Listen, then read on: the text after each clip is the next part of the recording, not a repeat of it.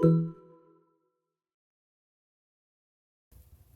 you delete blocked numbers on iPhone? In order for you to figure it out, let's jump right into the video. First thing first, head over to the settings of a device. Once you're inside the settings, scroll all the way down to the bottom and then head over to Apps. In this page, search for the application Phone. Once you find it, click on it. In this page, once again scroll all the way down to the bottom and you'll see the option where it says Blocked Contacts. Click on it.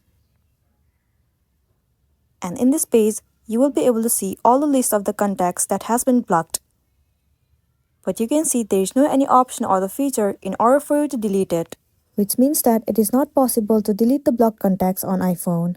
What else you can do is simply unblock the person and then block the contact, and then you'll be good to go. So that's the end of the video. If this video helped you, give it a like and check out our next tutorial. Thank you.